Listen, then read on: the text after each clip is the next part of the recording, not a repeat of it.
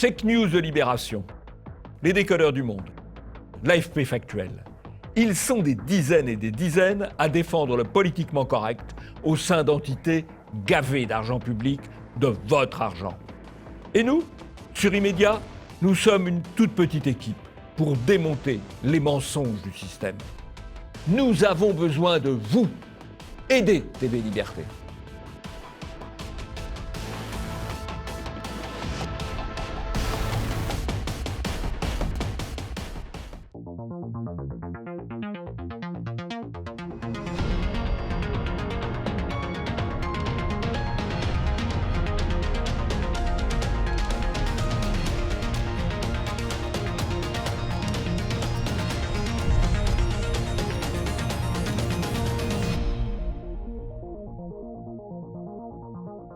Bonjour à tous et bienvenue dans ce nouvel Immédiat. Bonjour Jean-Yves.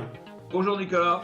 Alors, nous sommes toujours à distance pour présenter cette émission via Skype, mais dès la semaine prochaine, nous serons de retour dans les locaux de TV Liberté pour la 300e édition d'Immédiat. Au sommaire de ce numéro, l'image de la semaine, au sommet du Pic Saint-Loup dans l'Hérault, la croix coupée par des militants d'extrême gauche il y a quelques jours est de retour. Deuxième vague, les médias surfent-ils sur les peurs ? Les journalistes ont multiplié les articles et les reportages sur la deuxième vague, sur le retour des foyers de contamination ou encore sur le décès d'un enfant dû à la maladie de Kawasaki. Une focalisation qui interroge. Argenteuil qui s'embrase dans le silence médiatique, Apolline de Malherbe condamnée pour un interrogatoire hargneux contre Juan Branco. Comme d'habitude, nous reviendrons dans cette émission sur l'actualité médiatique de la semaine. Michel Onfray peut-il échapper à la diabolisation ? Avec le lancement de son média Front Populaire, Michel Onfray suscite l'intérêt mais aussi la défiance médiatique. Le Monde a ainsi sorti un article particulièrement virulent contre ce projet. Et enfin, le coup de chapeau, ce mercredi avait lieu le procès en appel des 5 jeunes militants qui s'étaient invités sur le toit d'une mosquée en construction à Poitiers en 2012. Pour une action pacifique, face à l'acharnement politico-judiciaire, Damien Rieu et ses amis ont fait preuve de courage et de sérieux. Immédiat numéro 299 avec Jean-Yves Le Gallou, c'est parti.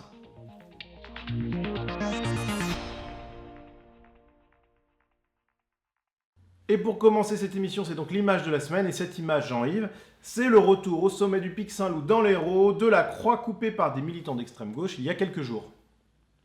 Oui, alors c'est une assez belle démarche d'une dizaine de jeunes gens et de jeunes filles qui sont remontés sur le Pic Saint-Loup en portant une grande croix en bois qu'ils ont remis en place. Voilà. Ça, c'est une activité positive, c'est constructif, c'est dynamique parce qu'ils n'ont pas perdu de temps et puis ça prouve qu'ils ne craignent pas la police de la pensée. Ils ont agi et ils ont bien agi.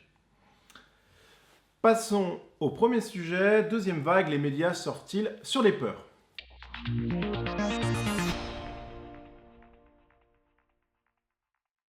Durant les dernières semaines, les médias ont évoqué en boucle la fameuse deuxième vague. On a par exemple le HuffPost, la deuxième vague sérieusement envisagée par les chercheurs, le Républicain Lorrain, une deuxième vague probable, mais quand ? Ou encore Science et Avenir, comment limiter l'inéluctable deuxième vague ? Alors d'un autre côté, le professeur Raoult considère que l'idée d'une seconde vague est totalement improbable puisque les secondes vagues n'existeraient tout simplement pas. Certains parlent d'une seconde vague. Non, mais je ne sais pas d'où ça sortit, c'est encore une espèce de fantaisie, ça. C'est une fantaisie, l'idée d'une seconde vague. Non, mais on peut tout imaginer, on peut avoir de l'imagination surtout, mais c'est de la science-fiction, donc on peut penser ça, on peut penser le contraire. Moi, je ne veux pas avoir des opinions sur des choses. Vous n'avez pas d'opinion sur l'idée d'une seconde vague ? J'ai l'opinion que si vous voulez des infections respiratoires dans lesquelles il y a des secondes vagues, il n'y en a pas, donc je ne vois pas pourquoi il y en aurait pour celle-là, quoi. Sauf que les avis des spécialistes divergent, et ceux des journalistes évidemment aussi. Illustration parfaite avec cette séquence en 3 parties sur le plateau de l'heure des pros sur CNews.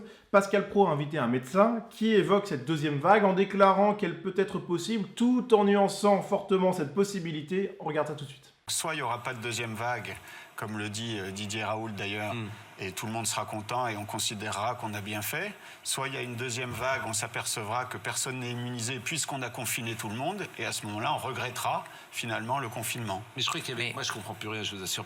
J'ai passé ces dernières heures ou ces derniers jours, j'ai dit qu'il n'y avait jamais de deuxième vague dans l'histoire des épidémies. C'est ce qu'on m'avait expliqué. Il n'y a quasiment jamais de deuxième vague. Je ne suis pas spécialiste de ces questions, mais on nous a fait quand même beaucoup peur avec cette histoire de deuxième vague. Sauf que dans l'émission Punchline sur CNews, eh bien, le professeur Deray démontre que les deuxièmes vagues des épidémies sont malheureusement fréquentes. Dans les 3 derniers siècles, 8 pandémies, 7 sur 8 ont récidivé 6 mois plus tard, dans les 6 mois. Et quand on regarde les 100 dernières années, les 4 pandémies des 100 dernières années ont récidivé dans les 6 à 12 mois qui sont venus. Il faut 2 à 3 semaines pour juger de l'effet du déconfinement. Et il y a aussi un risque de récidive l'hiver prochain, qui serait évidemment dramatique. Confronté à cette déclaration, le professeur interrogé par Pascal Praud est obligé de préciser sa pensée. C'est très confondant, parce qu'en fait, il s'agirait de la première vague qui a été cassée par le confinement, mais qui continuerait dans les semaines qui viennent, dès lors que les gens recommencent à sortir. Donc il y a une confusion sur le terme deuxième vague. La vraie deuxième vague, c'est dans 6 mois, si on compare aux autres épidémies. Et là, en fait, ce serait un retour de la première vague. C'est un peu différent. Oui, on s'y perd un peu. Le virus est toujours Enfin, Oui, alors les médias ont beaucoup glosé au fond sur un domaine qui est extrêmement incertain. Le problème, c'est que tout le monde parle avec beaucoup d'assurance, à la fois les journalistes et les médecins. Les médecins ont l'art d'être péremptoires, y compris quand ils ne sont pas d'ailleurs spécialistes de la question, puisque là, on a un urologue qui a parlé, puis on a un néphrologue. Enfin bon, c'est une occasion de passer à la télé pour dire des choses plus ou moins pertinentes. Alors, ce qui me semble quand même juste, c'est l'argument que si ça repart tout de suite, ce ne sera pas une deuxième vague, ce sera le retour de la première vague. Voilà. Par contre, il peut effectivement y avoir ce qui s'appelle une deuxième vague, dans la mesure où c'est vrai qu'historiquement, si on prend simplement les épidémies qu'on a connues au cours du siècle précédent, eh bien, ça a plutôt duré, ça s'est étendu sur à peu près 2 ans, que ce soit la grippe de Hong Kong entre 1968 et 1970, la grippe asiatique entre 1956 et 1958, et la grippe espagnole entre 1918 et 1920. Donc, c'est pas impossible que ça revienne, mais là, ce serait un redépart de la première vague, ce qui franchement peut arriver, mais ne semble pas s'être produit dans les autres pays, soit asiatiques, soit européens, qui ont connu un peu avant la France le départ de l'épidémie. Voilà. Si on regarde ce qui se passe ailleurs, il est peu probable qu'il y ait un retour immédiat du coronavirus. Par contre, sur 6 mois, sur 1 an, ça reste évidemment du domaine de l'incertitude. Alors, quoi qu'il en soit, on peut s'interroger pendant ce déconfinement sur l'accusation portée contre les médias, souvent par immédiat, à savoir qu'ils seraient des outils de sidération de l'opinion publique, puisqu'on a bien, par exemple cette focalisation médiatique sur les fameux clusters d'après-déconfinement. Alors, tous les médias ont évoqué dans les grandes largeurs ce que nous appelons à immédiat des foyers plutôt que des clusters. On a par exemple Le Monde, un coronavirus, 25 foyers identifiés en France depuis le déconfinement. On a vu de multiples reportages aussi sur cette question. Jean-Yves, pourquoi une telle focalisation médiatique ? Si vous voulez, on prend un petit événement, parce que c'est vrai que quelques personnes contaminées à tel ou tel endroit, c'est un petit événement, et on le met en scène, on le met en avant. Ça fait marcher les peurs aussi, et donc c'est pas mauvais pour l'audience. C'est pas mauvais aussi non plus du point de vue du gouvernement, puisque tout ce qui peut conduire les gens à continuer à rester chez eux dans le cadre du déconfinement, finalement, ça ne les gêne pas. Ça ne les gêne pas par rapport à leur projet de politique sanitaire. Ça peut avoir des conséquences assez lourdes, par contre, en termes économiques. Alors, de nombreux médias ont récemment évoqué le reconfinement de 108 millions de Chinois à cause d'une résurgence de l'épidémie de Covid-19. Or, Pamela Rougerie du Parisien a démontré que ces publications se basaient sur une dépêche contestable de Reuters. En réalité, la population potentiellement concernée serait du tiers du chiffre annoncé et surtout, le confinement serait partiel. Donc, Jean-Yves, on voit que là aussi, il y a eu un mini bobard de la presse, on va dire. Oui, un formidable grossissement. Enfin, si les chiffres sont exacts, actuellement, l'épidémie est arrêtée en Chine. Voilà. Peut-être qu'il peut y avoir à tel ou tel endroit quelques personnes contaminées et contaminantes, mais si on regarde les chiffres, alors est-ce que les chiffres chinois sont exacts, ça c'est une autre affaire, mais si on regarde les chiffres, l'épidémie, elle a disparu en Chine, en tout cas l'activité économique a repris en Chine. Oui, alors il y a des cas quand même qui ressurgissent, mais en tout cas, bon, de là à dire que 108 millions de Chinois sont confinés, c'était une erreur médiatique. Alors, autre focalisation médiatique assez étonnante sur cet enfant mort tragiquement à Marseille de ce qui semble être la maladie de Kawasaki. Bonjour et bienvenue dans cette édition du 13h à la une. Ce vendredi, le premier décès en France d'un enfant atteint d'une forme proche du syndrome de Kawasaki. Un décès qui interroge. Reportage également à Marseille où un enfant de 9 ans est mort cette semaine des suites d'une pathologie proche de la maladie de Kawasaki. Cas extrêmement rare, mais le lien entre ce syndrome et le Covid-19 semble désormais établi. Priorité bien évidemment en direct, on va prendre la direction de Marseille avec cette conférence de presse de l'AP-HM après la mort d'un enfant de 9 ans. Alors là, on voit véritablement un emballement médiatique, puisqu'on ouvre de grands médias par l'annonce de la mort d'un enfant. La mort d'un enfant, c'est toujours quelque chose de triste, d'émouvant, de dur. Mais malheureusement, en France, même alors que la situation sanitaire est plutôt bonne, il meurt chaque jour entre 2 à 3 enfants de 1 à 9 ans, de 1 à 10 ans. Donc, c'est pas un événement particulier. La mort d'un enfant, malheureusement, ça arrive tous les jours. Et là, c'est mis en scène médiatique, évidemment, à la fois dans un but d'audience et avec aussi comme conséquence la sidération de l'opinion et le fait que beaucoup de gens vont hésiter à remettre leur enfant à la crèche, à remettre leur enfant à l'école, parce qu'ils auront cette peur-là, qui est quand même une peur irrationnelle. Et c'est vrai que quand on voit tous les éléments imbriqués, que ce soit la focalisation sur les foyers, sur la Chine, sur la maladie de Kawasaki, autant on peut se dire que les médias au début ont sous-estimé l'épidémie, aujourd'hui au moins ils la sous-estiment plus du tout, quoi. Là, et il y a un effet sur le comportement des gens, effectivement.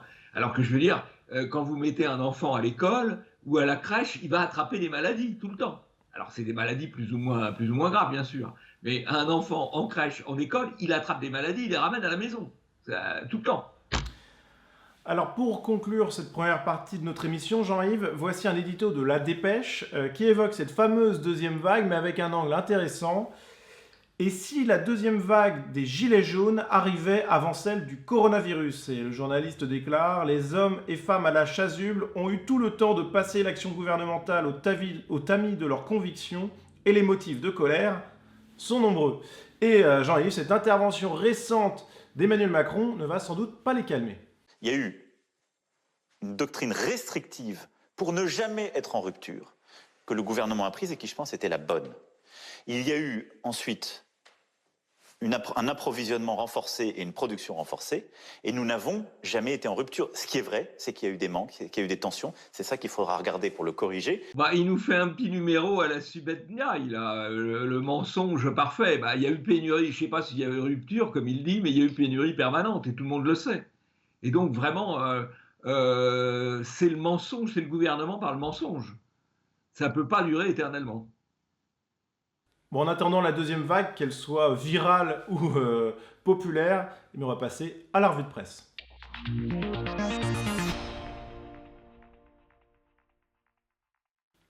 Et pour commencer cette revue de presse, direction Argenteuil, où il y a eu encore un mort dans les quartiers dits sensibles, encore un mort conduisant une moto sans casque, encore une chute mortelle contre un poteau.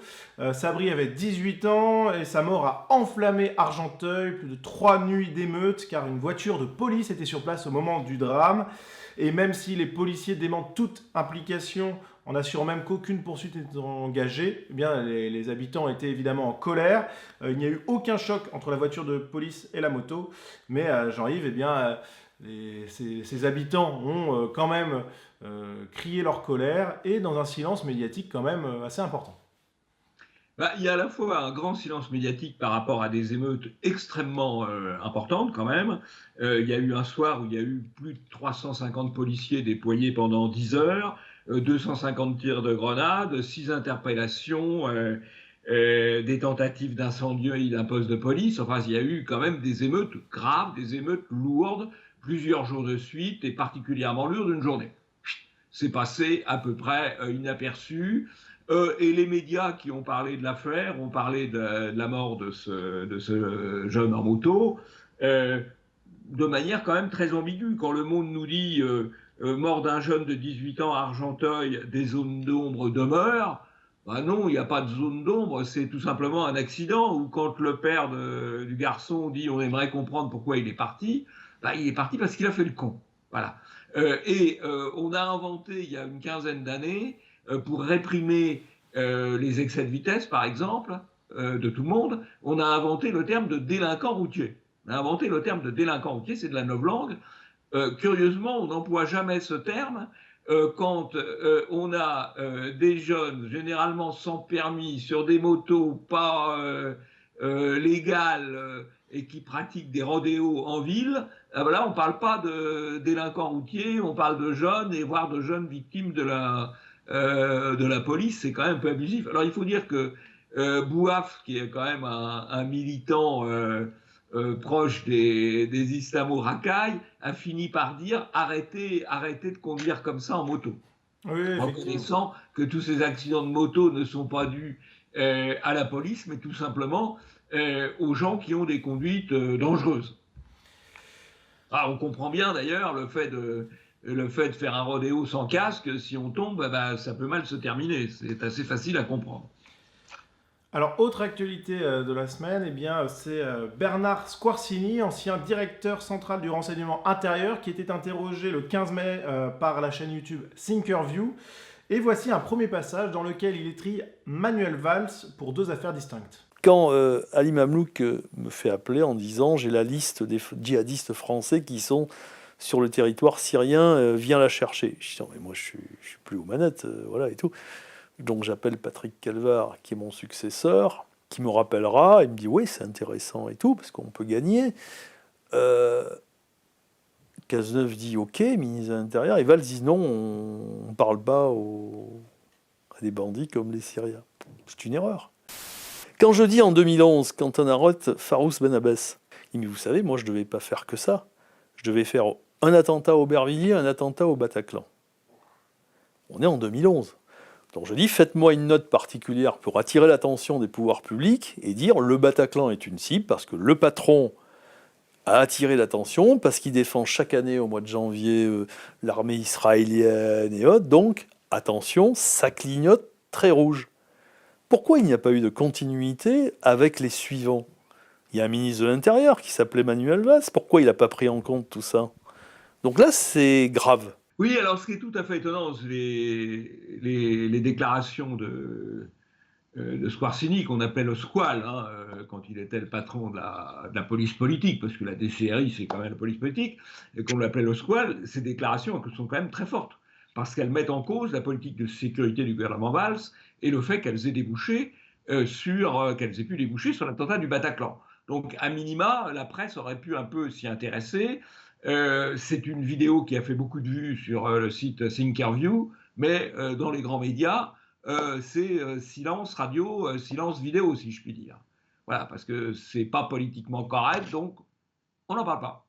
Autre extrait très intéressant, celui qui révèle une pratique peu glorieuse de la presse française. Et vous savez, la presse, il y a de tout aussi. Moi, j'ai connu Yves Bertrand, 12 ans directeur central DRG. Il y a une liste de journalistes qui circulent, qui venaient à la bibliothèque prendre des dossiers tout faits et en même temps une petite enveloppe. C'est ça le journalisme et la déontologie?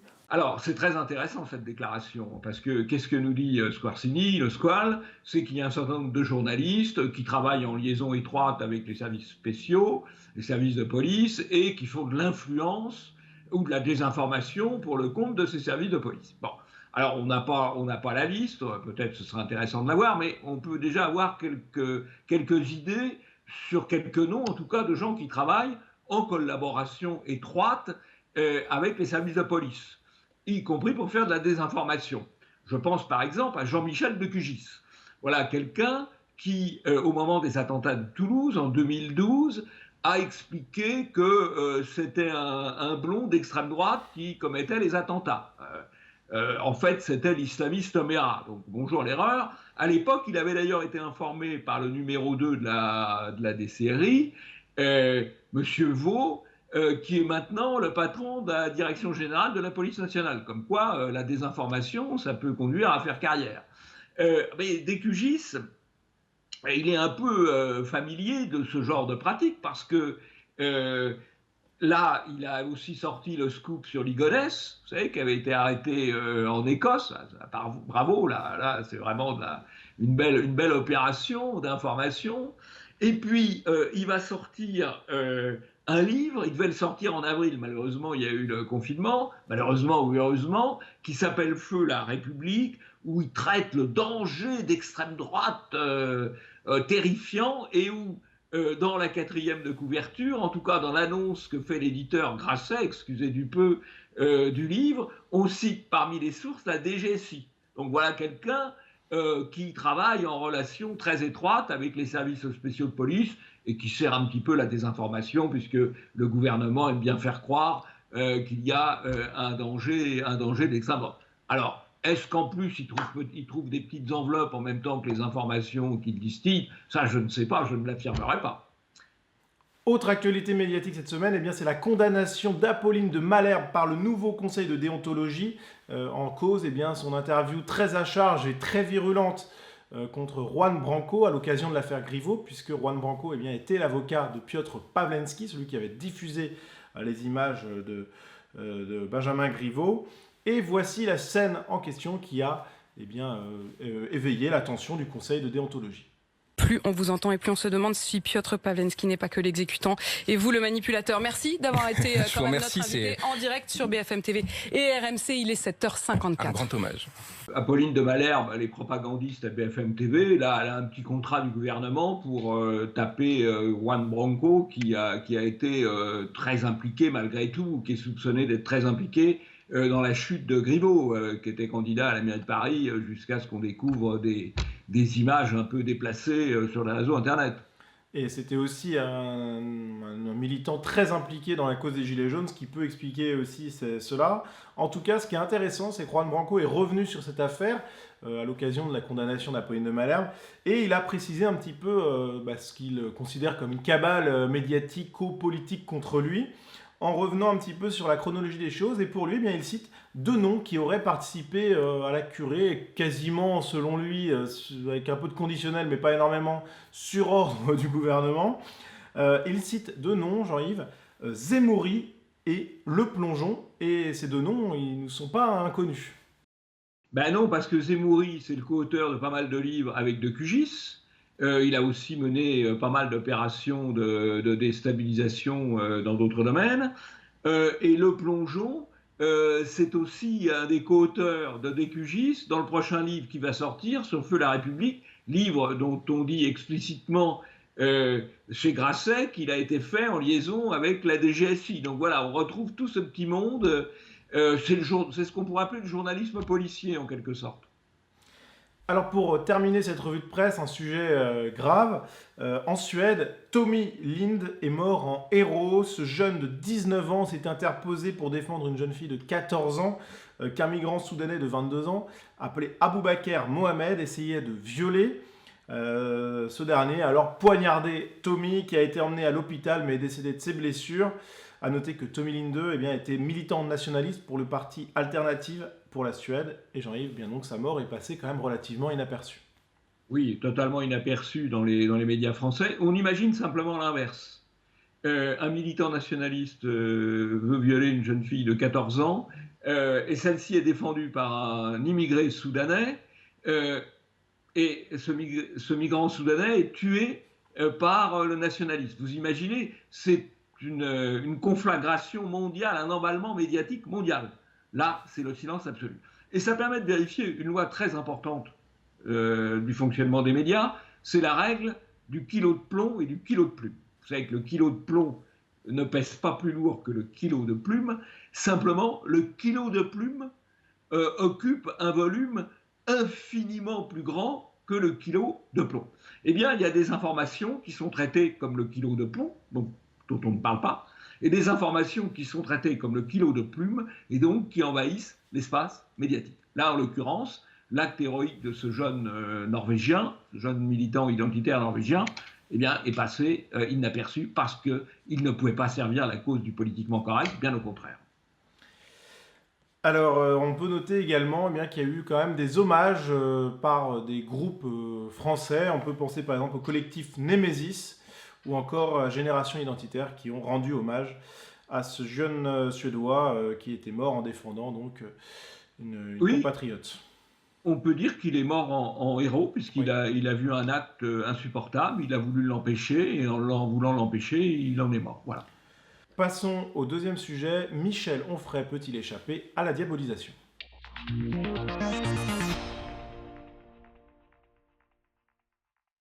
Il n'aura pas échappé aux téléspectateurs d'Immédiat que Michel Onfray a récemment lancé son média Front Populaire. Un média qui est décliné à la fois en une revue papier, dont le premier numéro n'est pas encore publié, et en vidéo. Alors ce projet a récemment fait couler beaucoup d'encre. Voici donc sa présentation par Michel Onfray sur Spoutnik. C'est une idée que nous avons eue, Stéphane Simon, qui est un ami, et moi. On avait le projet de fédérer les souverainistes de droite, de gauche et d'ailleurs, simplement en disant qu'effectivement, on ne pouvait plus continuer dans la logique de Maastricht, du libéralisme, du libre-échange, de la mondialisation, etc. Et il s'agit de dire, nous, on est des populistes, il faut vraiment le redire clairement, c'est-à-dire on a le souci du peuple, parce qu'en face de nous, il y a des populicides. Alors, c'est une démarche qui est assez intéressante, doublement intéressante, je dirais, parce que ça couple une revue papier avec des vidéos d'entretien. Ça fait appel à un homme de télévision, qui vient d'ailleurs de la télévision, on peut dire, dominante, puisqu'il travaillait pour Ardisson, Stéphane Simon, et qui travaille maintenant pour un certain nombre de télévisions alternatives, comme Rock'n'Roll, Golden TV ou Polony TV, donc qui se développent dans l'alternatif après être devenus des médias principaux. Et alors, ce qui est assez intéressant quand même, c'est que c'est un succès tout de même du public, puisqu'il y a, je crois très rapidement, 10 000 abonnés, 15 000 donateurs pour des sommes plus ou moins élevées, alors qu'une revue, en général, c'est des audiences beaucoup plus faibles, y compris des revues qui ont pignon sur rue depuis longtemps, comme la Revue des Deux Mondes, par exemple. Donc, c'est assez intéressant, assez original comme démarche. Oui, puis c'est vrai que cette double proposition, à la fois papier et vidéo, c'est en soi un peu du populisme déjà, parce qu'en fait, on s'adresse à deux publics différents, donc c'est plutôt malin. Alors, il y a une partie politique dans ce projet également, par exemple, Julien Belvert, qui est chroniqueur à Quotidien, évoquait les ambitions présidentielles de Michel Onfray, Le Figaro le faisait également. Et effectivement, pour Spoutnik, Michel Onfray évoquait le rôle que pouvait jouer son média Front Populaire dans les futures échéances électorales. Nous avons envie de brasser les idées. On va faire une plateforme qui nous permettra d'être un parlement des idées, un parlement perpétuel, qui permettra de faire remonter les idées. Je pense que si les agriculteurs, les viticulteurs, les médecins ont des choses à dire, ils interviendront sur le site. On fédérera tout ça pour faire de telle sorte qu'on puisse proposer un programme souverainiste qui pourrait être utilisable ou utilisé par quelqu'un qui se présenterait au présidentiel, au prochain présidentiel, pourvu qu'il ne soit pas issu des partis politiques, mais de la société civile. Alors Jean-Yves, il y a une question que j'ai envie de vous poser. Est-ce que vous avez souscrit, est-ce que vous avez soutenu ce projet de Michel Onfray ?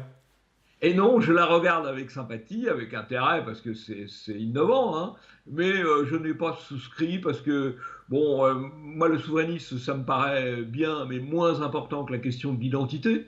Donc j'attends de voir ce qu'il y aura sur la question de l'identité. Et puis, je suis un peu sceptique sur l'homme providentiel issu de la société civile. Comme on dit, la société civile, ça n'existe pas. Ça fait 40 ans ou 50 ans qu'on parle de la société civile. Non, il y a un moment où, de toute façon, ce qui compte, c'est l'engagement politique. Voilà. C'est un projet qui a tapé dans l'œil des médias, et notamment du Monde, mais pas forcément dans le bon sens, puisque le Monde a tout simplement tenté de diaboliser ce projet de Michel Onfray, avec un article rédigé par deux spécialistes de l'extrême droite, Lucie Soulier et Abel Mestre, avec ce titre. Avec sa nouvelle revue, Michel Onfray devient la coqueluche de l'extrême droite, et les journalistes écrivent: la ligne éditoriale séduit à l'extrême droite, des personnalités de la droite radicale émargent ainsi parmi la liste des contributeurs. Il cite par exemple Alain de Benoît, Patrick Luzinski, Yann Valéry, Claude Cholet, Robert et Emmanuel Ménard ou encore Philippe Vardon, donc on le rappelle parmi plus de 16 000 contributeurs. Les journalistes poursuivent. Michel Onfray se voit même adoubé par Marine Le Pen. Un hommage parmi d'autres se défend le philosophe. Donc, Jean-Yves, Le Monde a sorti un article... c'est la rhétorique habituelle de la diabolisation et de l'amalgame, d'autant plus que trouver un certain nombre de noms, vous avez remarqué, il n'a pas trouvé le mien, je vous ai expliqué pourquoi, trouver un certain nombre de noms dans une liste de 15 000 personnes, c'est quand même pas extrêmement difficile, les monter en épingle, c'est vraiment l'article de diabolisation classique avec le titre « extrême droite ». Vous n'êtes pas tout à fait politiquement correct, donc vous êtes extrême droite. Bon, ils font le coup très régulièrement, très régulièrement. Il y a quelques années, peut-être près de 10 ans maintenant, Ménard était venu à un colloque de Polémia et Le Monde avait titré qu'il participait à un colloque d'un club d'extrême droite. Voilà. Toujours un peu avec les mêmes. Abel Mess, qui est un militant d'extrême gauche, et Lucie Soulier aussi, qui, en l'occurrence, là, font au fond une opération un petit peu sous faux drapeau ou de sous-traitance pour le compte de Mélenchon. Voilà. Je crois qu'il faut bien voir, ces gens-là sont très proches du parti des Insoumis de Mélenchon. On peut le supposer, c'est pas du tout une certitude quand même, Jean-Yves. Quasiment, si vous voulez, quand vous lisez ce qu'ils écrivent, il n'y a pas beaucoup de doute. Abel Mess, d'ailleurs, qui a couvert d'abord, entre guillemets, l'extrême droite, puis la rubrique sport, et maintenant couvre l'extrême gauche au Monde, et il le couvre avec une bienveillance très grande vis-à-vis de Mélenchon. Voilà. Je crois qu'il faudrait... Ça serait plus honnête de leur part de dire leurs engagements. Nous, on ne prétend pas à la neutralité. On prétend à l'objectivité. On ne veut pas raconter des choses fausses. Pas l'objectivité, l'exactitude plus exactement, pas l'objectivité. On a un angle, ils devraient le dire, ça serait ça l'honnêteté. Le Monde devrait, les journalistes devraient dire, voilà nos sensibilités. Voilà. Et respecter les faits par ailleurs. Alors, moi, ce qui m'a vraiment amusé dans cet article, c'est qu'il est pompeusement appelé enquête. Bon, une enquête au Monde, c'est vraiment light. Hein. C'est consulter une liste de donateurs, qui est une liste qui est publique, et c'est interroger des sociologues et des historiens de gauche. Donc bon, c'est quand même... on a connu des travaux d'enquête plus fournis, on va dire. Oui, et Lucie Soulier était venue au dernier colloque de l'Iliade. C'est quand même une journée de travail, de réflexion, etc. Et elle avait fait son papier en discutant dans la file d'attente. C'était plus facile, c'est vrai. Et pour finir cette émission, Jean-Yves, vous avez un coup de chapeau aux 5 militants de Génération Identitaire qui, en 2012, s'étaient présentés sur le toit d'une mosquée en construction à Poitiers pour réclamer pacifiquement un référendum à la fois sur la construction de mosquées et sur l'immigration. Et Jean-Yves, ils avaient leur procès en appel ce mercredi et ça s'est un petit peu mieux passé qu'en première instance, a priori. Bon, alors d'abord, un coup de chapeau pour ces 5 jeunes qui ont fait une très belle opération en 2012, qui ont été condamnés de manière scandaleuse en première instance à 1 an de prison avec sursis et à 5 ans de privation des droits civiques et familiaux. Vraiment une condamnation scandaleuse. En appel, ils y sont allés fiers de ce qu'ils avaient fait. Damien Rieu, qui a parlé devant les juges, ne s'est pas placé en position d'accusé, mais d'accusateur par rapport aux promoteurs de cette mosquée, qui est une mosquée des frères musulmans, qui est une mosquée qui s'inscrit dans un esprit de conquête, donc très belle intervention, très ferme. Alors le résultat, on en a déjà une partie, puisqu'il y a une partie des poursuites qui sont tombées en raison de la prescription, donc il n'y aura pas de condamnation au titre du racisme en raison du phénomène de prescription. Par contre, il continue d'être poursuivi pour des dégradations tout à fait dérisoires, moyennant quoi le procureur a quand même réclamé 6 mois de prison avec sursis et 3 ans de privation des droits civiques et familiaux, ce qui est parfaitement scandaleux. Bravo en tout cas à ceux qui ont résisté et à ceux qui ont résisté jusqu'au bout, y compris en prenant la parole avec beaucoup de fermeté, comme l'a fait Damien Rieu. Oui, effectivement, beaucoup de courage de la part de ces jeunes et bravo à Damien Rieu pour son texte magistral que vous pouvez notamment retrouver sur son compte Twitter. Il l'a partagé, c'est vraiment un texte qu'il faut lire et qu'il faut partager. Jean-Yves, ça va être la fin de cette émission. On se retrouve la semaine prochaine et dans les locaux de TV Liberté. Oui, à la semaine prochaine.